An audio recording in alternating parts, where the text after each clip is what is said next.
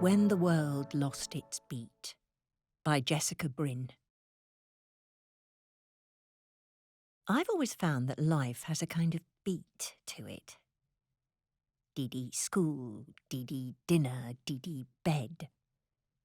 Every single day is the same rhythm, the same pitch, the same feeling, like the world is stuck on a giant metronome. Life is a clock and you are the hands, ticking past the same numbers over and over again.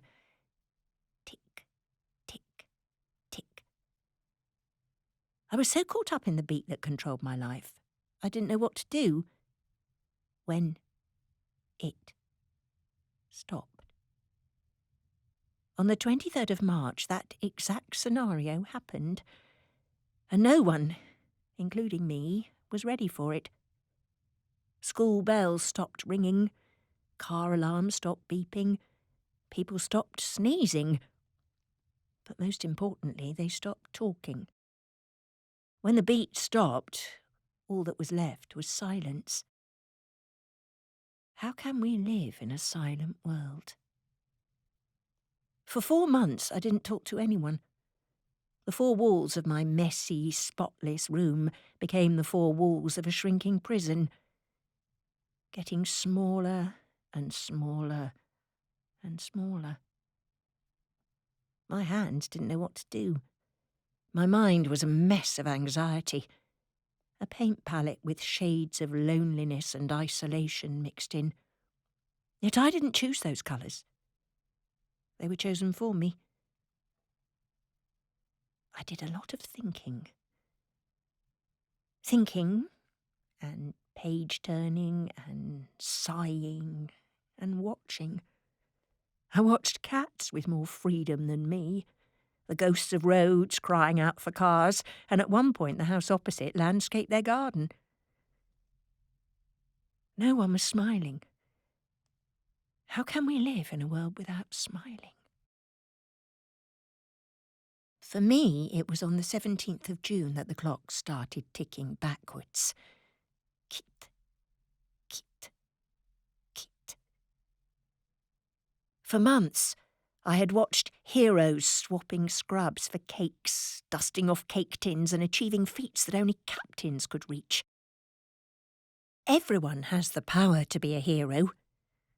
To save someone from unimaginable situations, that was something that was only heard of in comic books. But no one imagined this. No one was ready for the beat to stop, but they helped to restart it. Yet I still felt detached from it all, stuck in the prison of my 4 walls. Until I noticed you.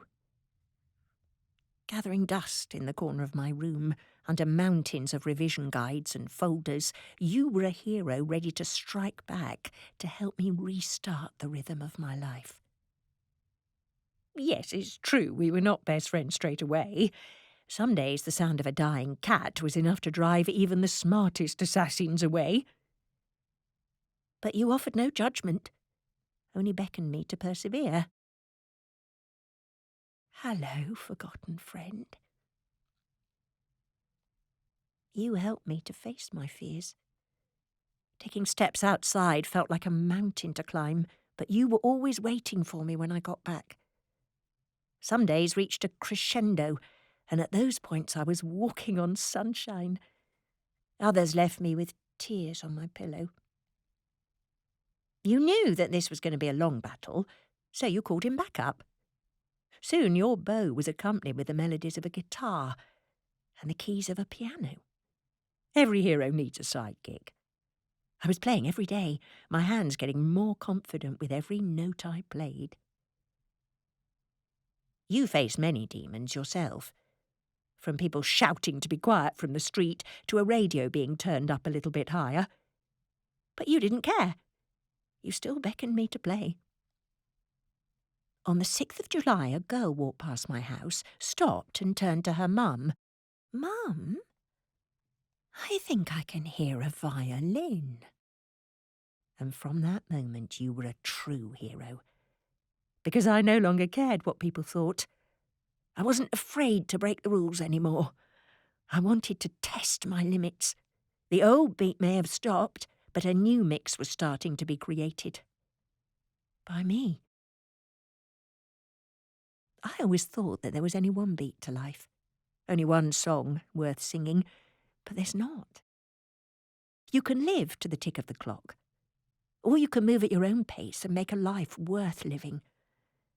I thought I could never live without the beat, but I was wrong.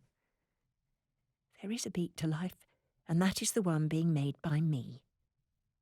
You helped me see that.